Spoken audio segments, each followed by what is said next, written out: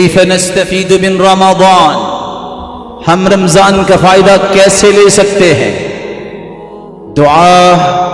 دعا کرنا نہ بھولیے۔ رسول اللہ صلی اللہ علیہ وسلم کا فرمان ہے، ثلاث دعوات يستجاب لهن لا شك فيهن، تین ایسی دعائیں ہیں جو رد نہیں ہوتی، دعوت الصائم ودعوت المسافر ودعوت المظلوم، روزے دار کی دعا، مسافر کی دعا اور مظلوم کی آہو بکا۔ یہاں رکیے، روزے دار کی دعا سے مراد کیا ہے؟ صرف افطاری کے وقت نہیں،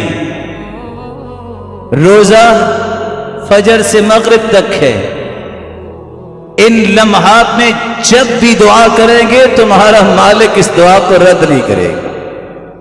آپ افطاری کے وقت بھی دعا کیجئے، ذهب الظمأ وابتلت العروق وثبت الاجر ان شاء اللہ، دعا پڑھ کے افطاری کی، اللہم انی لک صمت وعلی رزقک افطرت، دعا پڑھ کے آپ افطاری کیجئے، افطاری سے پہلے دعا کیجئے، لیکن مت بھولیے آپ صبح سے روزے دار ہیں، الدعاء بین الاذان والاقامت لا ترد، اذان جب ہو جائے روک دو کام، دکان بند کر دو، گفتگو بند کر دو، بیٹھ جاؤ۔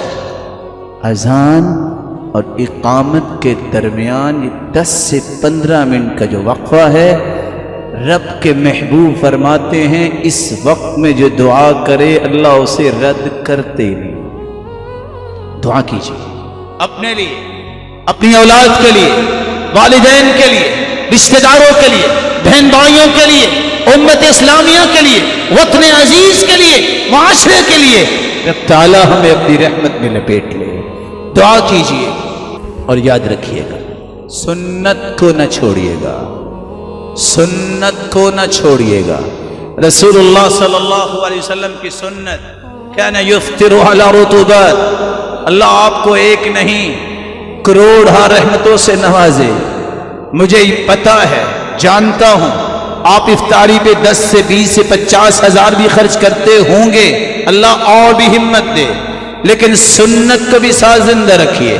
کان یفطر علی رطوبات، آپ تازہ کھجوروں سے افطاری کرتے، فإن لم يجد فعلى تمرات، اگر تازہ کھجوریں نہ ملتی تو خشک کھجوروں سے روزہ افطار کرتے، فإن لم يجد فحسى حسوا من ماء، اگر کوئی بھی کھجور نہ ہوتی تو آپ پانی کے گھونٹ لے لیتے، پانی آپ سادہ بھی پی سکتے ہیں۔ وكان يحب العسل والماء الحل، آپ اللہ کے رسول کا معمول تھا، آپ شہد کو پسند کرتے اور میٹھے پانی کو بھی پسند کرتے۔